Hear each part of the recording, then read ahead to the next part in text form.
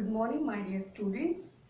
आज हम लोग जो हमारा गद्य खंड का चौथा लेसन है पहलवान की ढोलक, इस पाठ का आज हम लोग अध्ययन करेंगे। इससे पहले वाली वीडियो में हम लोगों ने जो है लेखक परिचय का अध्ययन किया था।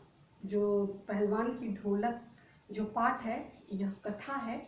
इस कथा के रचनाकार हैं जिनका नाम है फणीश्वर नाथ रेणु। ये फणीश्वर नाथ रेणु जी द्वारा रचित यह कथा है, इस कहानी है जिसका नाम है पहलवान की ढोलक। और यह फणीश्वर नाथ रेणु जो है वो आंचलिक कथाकार के रूप में जाने जाते हैं। तो यह जो कहानी है पहलवान की ढोलक, इस कहानी में जो लेखक है इन्होंने पूरे ग्रामीण अंचल का, पूरे ग्राम्य जीवन का हमारे सामने एक जीवंत झांकी जो है वो प्रस्तुत की है। किस प्रकार जो है गांव की बोली, भाषा, पहनावा क्या होता है, सब कुछ वहाँ की संस्कृति, सभ्यता, सब कुछ हमारे सामने जो है उपस्थित कर दिया है। यह कहानी जो है कि किस प्रकार जब सत्ता परिवर्तन होता है तो जो संस्कृतियाँ होती हैं, जो लोक कलाएं होती हैं, जो तरह तरह की लोक कलाएं ग्राम्य जीवन में फलती फूलती हैं, वो किस प्रकार सत्ता परिवर्तन के उपरांत वो धीरे धीरे लुप्त प्राय हो जाती है, गायब हो जाती है।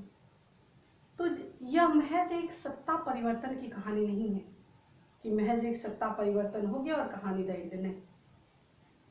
इस कहानी में लेखक ने बताते हमें कि किस प्रकार जब सत्ता परिवर्तन होता है तो जो हमारी लोक कलाएं अपनी चरम सीमा पर, चरमोत्कर्ष पे होती हैं, जब सत्ता परिवर्तन होता है तो किस प्रकार उस कला को संरक्षण देने वाले, उस कला को संवर्धन देने वाले, जो उनको जिंदा रख सकते हैं, उनका जब तिरस्कार होने लगता है तो किस प्रकार एक समय ऐसा आता है कि उन संस्कृतियों को अपना स्थान बनाने के लिए जगह नहीं मिलती है और धीरे धीरे करते करते जो है संस्कृतियां समाप्त हो जाती हैं।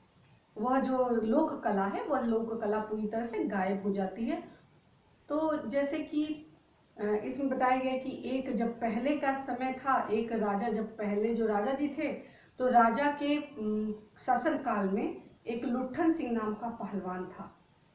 वह पहलवान को राज पहलवान की उपाधि से विभूषित किया गया था। उसका खाना पीना, देख रेख सब कुछ जो है राजा के राजमहल से, राजप्रसाद से होता था। लेकिन जब सत्ता परिवर्तन हो गया, जब राजा की जगह राजा का पुत्र जो है राजा के रूप में अधिष्ठित हुआ, उस राजमहल पर अपना अधिकार बनाया, तो उसने सबसे पहले जो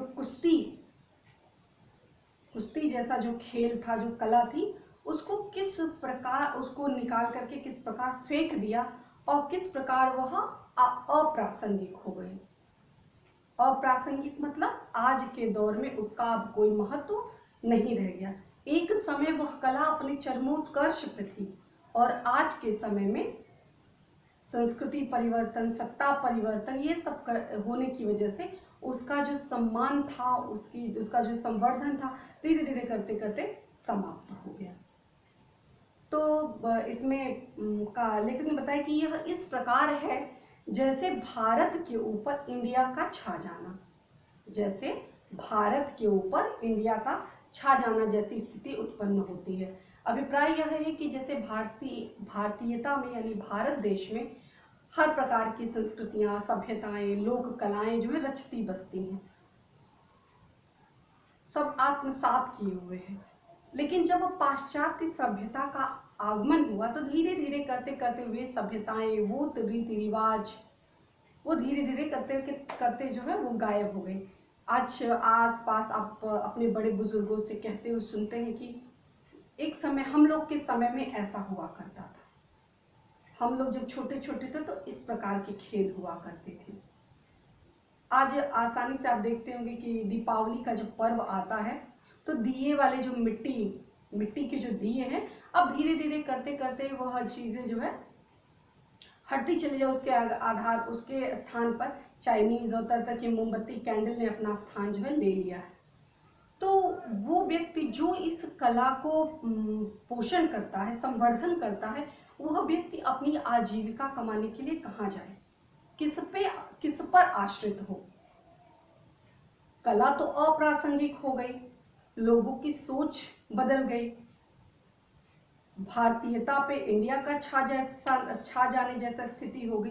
तो ऐसे अप्रासंगिक स्थिति में जो वो पीढ़ी के लोग हैं या उस कला के को मानने वाले, उस कला के जानकार लोग हैं, तो वो कहाँ जाएं, वो क्या करें, किस प्रकार अपना जीवन यापन करें। और अगर वो भी इस कला को संवर्धन नहीं देंगे तो कहीं ना कहीं यह कला भी पूरी तरह से अप्रासंगिक हो जाएगी और फिर वो हिस्ट्री में महज एक दर्ज हो जाएगा कि हमारा एक समय था जब इस प्रकार की कला जो थी, इस प्रकार की जो रुचियां थी लोगों में डेवलप हुआ करती थी, आज पूरी तरह से लुप्तप्राय हो गई है। जैसे इसमें बताया गया कि पहले पहलवान को कितना इम्पोर्टेंस मिलता था, फिर धीरे धीरे किस प्रकार पहलवान जो है खाने भर को मुहताज हो जाता है। तो इसी पर आधारित यह कहानी, इस कहानी को हम पढ़ेंगे तो आपको, आई होप आपको अच्छे से समझ में आएगा। एक बार हम देखते हैं क्या है कि इस कहानी के माध्यम से लेखक ने गांव यानी ग्रामीण अंचल यानी विशेष क्षेत्र एवं ग्रामीण संस्कृति का सुंदर चित्र प्रस्तुत किया है। ऐसा लगता है मानो हर एक पात्र जीवंत हो। यह कहानी व्यवस्था बदलने के साथ लोक कला और उसके कलाकारों को अप्रासंगिक होने की कहानी है। मतलब लोक कला का महत्व समाप्त हो गया, उस कला के स्थान पे किसी और कला ने अपना प्रभुत्व जमा लिया और ऐसे परिवेश में उस कला को पोषित करने वाले, उस कला को पल्वित करने वाले जो लोग थे वह भी अप्रासंगिक होने लगे। तो राजा साहब की जगह नए राजकुमार का सत्ता संभालने से लुट्ठन पहलवान राज पहलवान से मुखमरी के कगार पर आ जाता है। तो कहने का अभिप्राय, जब राजा का समय था, जब पहले वाले राजा जी थे, जो राजा उनका जब समय था, तो वही लुट्ठन पहलवान राज पहलवान की कुर्सी पर आसीन था। लेकिन सत्ता परिवर्तन हो जाने के बाद राजा के स्थान पे उनके पुत्र ने जब सत्ताभार कमान संभाल ली, तो ऐसे समय में क्या हुआ कि वो जो राज पहलवान था उसको भूखमरी के कगार पर आकर के खड़ा होना पड़ा। तो महज यह एक सत्ता परिवर्तन ना होकर के क्या है, व्यक्तिगत सत्ता परिवर्तन नहीं है।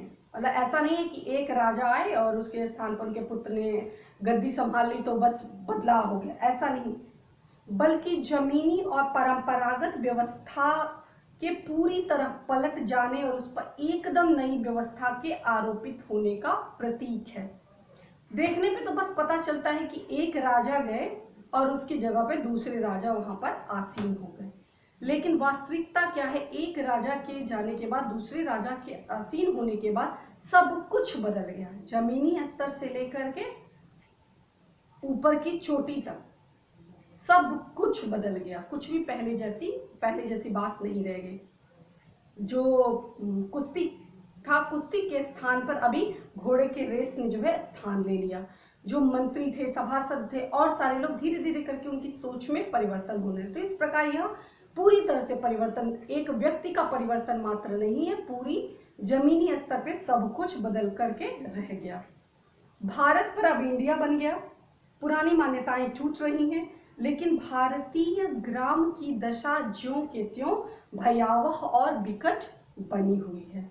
दंगल मतलब वही जो कुश्ती वाला मलयुद्ध, दंगल की जगह अब घोड़ों के रेस ने ले ली है, लेकिन ग्रामीण महामारी टस से मस नहीं हुई है।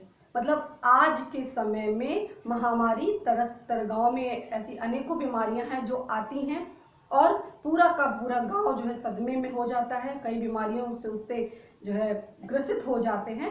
तो सत्ता परिवर्तन हो गया, लेकिन गांव की जो स्थिति अभी भी कहीं जो है इसी तरह से बनी हुई है। लोगों को अब भी कफन के अभाव में नदी में बहा दिया जाता है, यानी नदी में प्रवाहित कर दिया जाता है।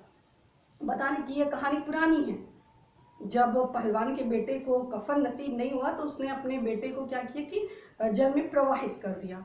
तो आज के समय में तो ऐसा नहीं होना चाहिए, लेकिन आज के भी समय में परिस्थितियां कहां से कहां चली, लेकिन आज के भी समय में लोग अभाव से ग्रस्त हैं, संघर्षरत हैं, बीमारियों से पीड़ित हैं, महामारी से पीड़ित हैं।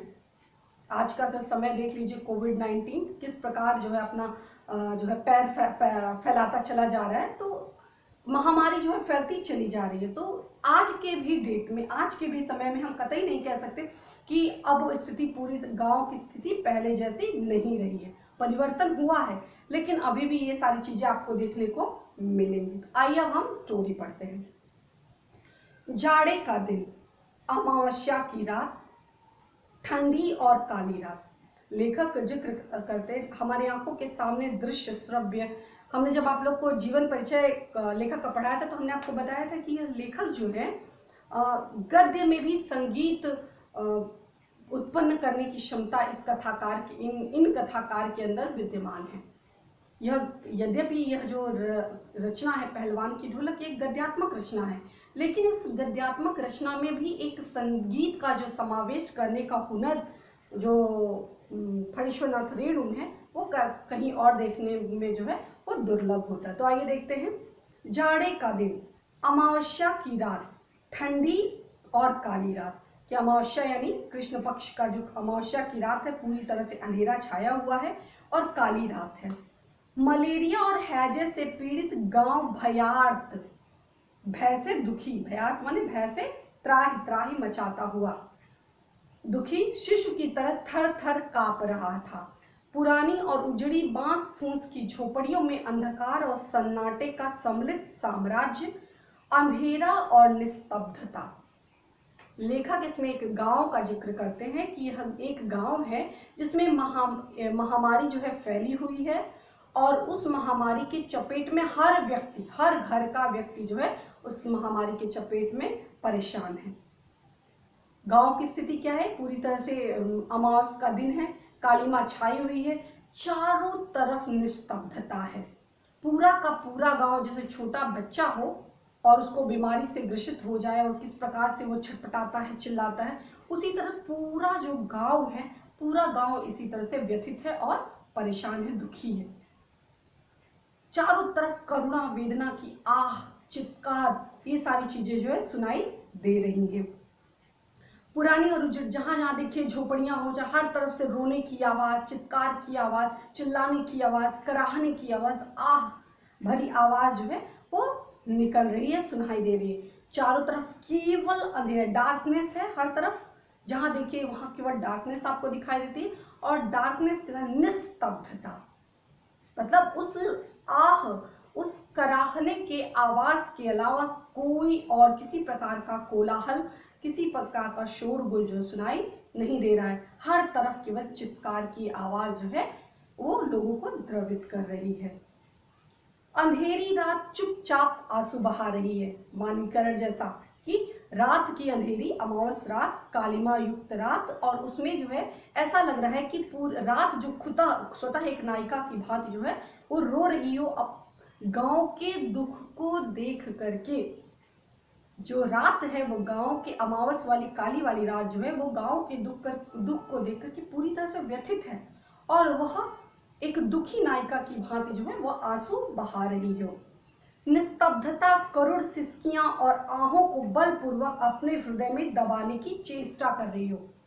ऐसा लग रहा है कि जो अमावस वाली रात है या काली रात, उसके हृदय में बहुत वेदना है, बहुत कष्ट है, वो बहुत ही दुखी है, लेकिन वो अपना दुख लोगों के समक्ष जाहिर नहीं करना चाहती, इसलिए अपने दुख को अपने हृदय में समेटे हुए है। कि क्या होता है कि जब व्यक्ति बहुत दुखी होता है, बहुत कष्ट में होता है, अगर उससे कोई पास आकर के कोई सहानुभूति व्यक्त करता है, संवेदना व्यक्त करता है, तो वो व्यक्ति फफक फफक के और दुखी होकर के, व्याकुल होकर के, अधीर होकर के वो रोने लगता है। तो उसी प्रकार रात भी जो है वो गांव के दुख से देख करके, गांव के दुख को देख करके पूरी तरह से व्यथित है, और वह आंसू बहा रही है और चाह रही कि पूरा जो निस्तब्ध, पूरी जो गांव का कष्ट है, उस कष्ट को अपने हृदय में समाये किए हुए बनी रहे। चेष्टा माने कोशिश कर रही है कि अपने हृदय में दबा उन आहों को, जो आह, जो गांव ग्रामीण अंचल में जो आह निकल के आ रही, उन आहों को दबाने का प्रयास कर रही है। आकाश में तारे चमक रहे हैं, पृथ्वी पर कहीं कहीं प्रकाश का नाम नहीं है। मतलब हर व्यक्ति गरीबी से, अभाव से, महामारी से हर व्यक्ति दुखी है, तो कहीं भी प्रकाश की एक भी उजली किरण देखने को नहीं मिल रही है। आकाश से छूटकर यदि कोई भावुक तारा पृथ्वी पर जाना भी चाहता है तो उसकी ज्योति और शक्ति रास्ते में ही शेष हो जाती है। कहते कि रात सिसकियां बहा रही है, तो अगर कोई भावुक तारा, भावुक मतलब इमोशनल, कोई तारा इस आकाश में जो तारों का जो समूह है, वो जब देखता है कि किस प्रकार लोग व्याकुल हैं, किस प्रकार लोग बेचैन हैं, अगर कोई तारा हेल्प करने की मन में भाव भी रखता है, चाहता भी है हेल्प करना, तो ऐसी परिस्थिति में वो जब तक नीचे जमीन पे आता है तब तक जो उसकी कांति होती है वो धूमिल पड़ जाती है। मतलब कि जो दिन का अंधकार, जो रात के समय का जो अंधकार है, वो इतना व्यापक पैमाने पर है कि उसकी ज्योति, तारा जो है, उसकी कांति जो है, जब तक जमीन तक पहुंचती है वो धूमिल पड़ जाती है। मतलब कोई चाह कर भी किसी की हेल्प करने के योग्य नहीं, क्योंकि हर व्यक्ति अपने दुख से दुखी है। अन्य तारे उसकी भावुकता अथवा असफलता पर खिलखिलाकर हंस पड़ते हैं। मतलब अगर कोई तारा टूट करके जमीन पे गिरना भी चाहता है, आना भी चाहता है हेल्प के लिए, सोचता है कि मैं अपने प्रकाश की ज्योति से इन लोगों के जीवन में रोशनी भर दूंगा, तो धीरे धीरे आते आते उसका जो चमक है वो समाप्त हो जाती। तो उसके और सारे इर्द गिर्द जो तारे हैं वो उसकी उस तारे की असफलता पर, कि देखो बहुत कूद के गए थे मदद करने के लिए, तो उसकी असफलता पर तरह तरह के कटाक्ष करते हैं, व्यंग करते हैं और खिलखिला करके हंस पड़ते हैं कि अनावश्यक रूप से तो मदद करने के लिए कूद पड़े थे। तो इस प्रकार जो है कहानी आगे बढ़ती है। सियारों का क्रंदन, पूरा ग्रामीण अंचल का चित्रण जो है लेखक ने करने का प्रयास किया हमारे समक्ष। सियारों का क्रंदन, जो सियार, जो जयकॉल जिसको कहते हैं, सियार जो है उनका क्रंदन यानी जो करुण आवाज जो है वो सुनाई दे रही है। पेचक की डरावनी आवाज, तरह तरह की आवाजें जो है, डरावनी आवाज, जो एक तो गांव का माहौल बहुत दुख से भरा, करुणा से भरा हुआ है, और ऐसे समय में ये डरावनी आवाज जो है बहुत ही लोगों को व्याकुल कर रही है। डरावनी आवाज कभी कभी निस्तब्धता को अवश्य भंग कर देती है। कहते कि गांव में आह कराह के अलावा कोई आवाज नहीं सुनाई दे रही है। रह रह कर जब सियार क्रंदन करता है, जब पेचक की आवाज सुनाई देती है, तो उस समय क्या होता है कि जो सन्नाटा पसरा है गांव में, उस सन्नाटे में थोड़ी देर के लिए जो है कुछ आवाज, यानी थोड़ी देर के लिए कुछ न कुछ कोलाहल जैसा माहौल उत्पन्न होता है।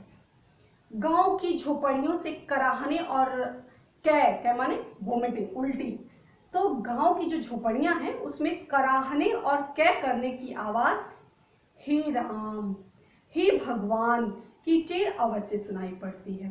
कहते गांव में हर तरफ पूरी तरह से सन्नाटा है, कालिमा है, अमावस्या की रात है, हर तरफ से सन्नाटा पसरा हुआ है। रह के सियार की आवाज सुनाई देती है, और गांव के जो झोपड़ियों में रहने वाले लोग हैं, वो लोग जब दुख से दुखी हैं और ऐसे समय में क्या करते हैं कि रह के कराह रहे हैं, रह के करुण क्रंदन कर रहे हैं। तो बीच बीच में कभी कभी आवाज सुनाई देती है, हे भगवान, हे राम, हे प्रभु। तो इस तरह की आवाज जो है उन्हें सुनाई देती है। बच्चे भी कभी कभी निर्बल, कहते बच्चों के अंदर इतनी शक्ति नहीं है, उनके अंदर इतनी ताकत नहीं है कि अपने मुखर कंठ से अपने माँ को आवाज लगा सके, वो दुख से दुखी हैं। तो बच्चे भी कभी कभी निर्बल जिसमें बल ना हो, निर्बल कंठों से माँ माँ की पुकार करके रो पड़ते हैं। बच्चों के पास इतनी शक्ति नहीं है कि अपनी माँ को खुले कंठ से बुला सके और माँ उनको आकर के गले से लगा सके, तो दबी आवाज में वो माँ को बुलाने का प्रयत्न करते हैं, माँ माँ की पुकार लगाते हैं। इससे रात्र की निस्तब्धता में विशेष बाधा नहीं पड़ता। मतलब रात्र की निस्तब्धता मतलब रात का जो सन्नाटा है, वो रात का सन्नाटा पूरी तरह से पसरा पड़ा हुआ है, और कभी कभी सियार की आवाज, कभी कभी लोगों के कराहने की आवाज, और कभी कभी बच्चों के, जो छोटे छोटे बच्चे हैं, अपनी माँ को जो है दबे हुए कंठ से या निर्बल कंठ से कभी कभी आवाज लगाते, यही आवाज पूरे गांव में सुनाई दे रही है। इसके अलावा किसी प्रकार का कोलाहल नहीं, किसी प्रकार की कोई आवाज नहीं, किसी प्रकार की कोई समस्या उत्पन्न नहीं हो रही है। तो रात की निस्तब्धता जो है पूरी तरह से बनी पड़ी हुई है। कुत्तों में परिस्थितियों को ताड़ने की एक विशेष बुद्धि होती है। कुत्तों में जो कुत्ते होते हैं उनके अंदर एक विशेष ताड़ना माने समझना। ढोल गवार शूद्र पशु नारी सकल ताड़ना के अधिकारी। ताड़ना मतलब समझने। तो जो कुत्ते होते हैं उनको परिस्थितियों को ताड़ने की एक विशेष बुद्धि होती है। ईश्वर ने उनको एक विशेष बुद्धि से नवाजा है कि वो परिस्थिति को पहले ही समझ जाते हैं, भाप जाते हैं कि कुछ ना कुछ यहाँ गलत होने वाला है या कुछ गलत यहाँ हो रहा है। तो ऐसे समय में जो है वे दिन भर राख की घूरों पर गठरी की तरह राख की जो उपले होते हैं उस उपलों को जलाने के बाद, कहीं कहीं ग्राम उसको गोईठी भी कहा जाता है, तो उन उपलों को जब जलाने के बाद जो राख बचती है उस राख पर कुत्ते जो है वो बैठे हुए हैं और वो सिकुड़ करके बैठे हुए हैं। और ऐसे समय में ठंडी की रात है तो उनको गर्माहट चाहिए, तो इसलिए उस पर बैठे हुए हैं। मन मार कर पड़े रहते हैं। संध्या या गंभीर रात्रि को सब मिलकर और रोते हैं, और जब रात्रि होती है तो सभी चिल्ला करके दहाड़ मार मार के अपनी भाषा में जिस प्रकार वो रुदन करते हैं वो उसी प्रकार वो करुण क्रंदन करते हैं और रोते हैं। तो कुल मिला जुला करके गांव का माहौल जो है बहुत ही गमगीन स्थिति में है। हर तरफ सन्नाटा पसरा हुआ है, प्रकाश की कहीं ज्योति तक नहीं दिखाई दे रही है। हर व्यक्ति दुखी है।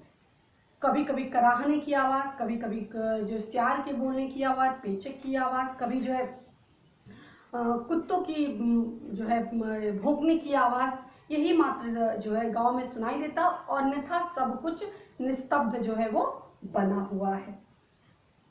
रात्रि की भीषणता के साथ चलती और उसकी सारी भीषणता को ताल ठोक कर ललकारती रहती है। सिर्फ इस पूरी निस्तब्धता में अगर कोई किसी के अंदर जिजीविषा शक्ति है, किसी के अंदर ऊर्जा है, तो वह क्या है? पहलवान की झोलक। पहलवान की झोलक के ही अंदर वह सामर्थ्य शक्ति है कि वह इस विभीषिका को, इस समस्या को जो है वो कड़ी चुनौती देने के लिए तैयार है। क्या है इसका नाम? पहलवान की झोलक। संध्या से लेकर प्रातः काल तक एक ही गति से बचती रहती है। हर व्यक्ति दुखी है, हर व्यक्ति कराह रहा है, त्राही त्राही मचा हो रहा है, और ऐसे समय में केवल एक ही पहलवान की झोलक है जो रात्रि से लेके दिन तक, सुबह तक, प्रातःकालीन वेला तक, रात्रि से बजना शुरू होता है, सुबह तक एक ही गति से। गति में भी किसी प्रकार का, धुन में भी किसी प्रकार का ऐसा नहीं होता कि गति जो है कहीं तेज गति हो, कहीं मंद गति हो, नहीं, एक गति से जो है रात्रि से लेकर सुबह तक बजती रहती है। चटधा गिड़धा, चटधा गिड़धा, यानी इसका अभिप्राय क्या है? एग्जाम में ये भी पूछता है कि जो पहलवान की ढोलक से किस प्रकार की धुन निकलती है और इसका क्या अभिप्राय है। तो चटधा गिड़धा, चटधा गिड़धा, यानी आ जा भिड़ जा, आ जा भीड़ जा। बीच बीच में दूसरी तरह की धुन आती है, क्या? चटाक चढ़ा, चटाक चढ़ा, यानी उठा के पटक दे, उठा के पटक दे। तो इस प्रकार जो है पहलवान की ढोलक रात्रि से लेके सुबह तक बजती रहती है, और इस महामारी को लोगों के अंदर एक तरह की ऊर्जा देती है, और इस महामारी से लोगों में लड़ने की ताकत जो है वो प्रदान करती है।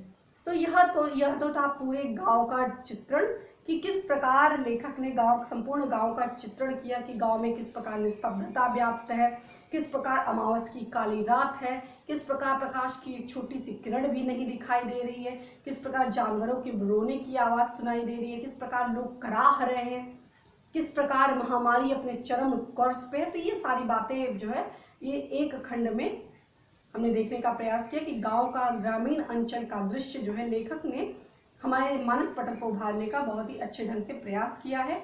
नेक्स्ट जो लुट्ठन पहलवान है उनकी स्टोरी हम नेक्स्ट क्लास में पढ़ेंगे। सो आई होप आप लोग को समझ में आया होगा। होमवर्क के रूप में आप जो है शब्दार्थ पढ़ेंगे, और जो पूरा लेसन है उसको एक बार पुनः आप लोग स्टार्टिंग से लेके एंड तक पढ़ लेंगे, तो आपको जब हम दोबारा पढ़ाएंगे तो आपको आसानी से समझ में आ जाएगा। धन्यवाद।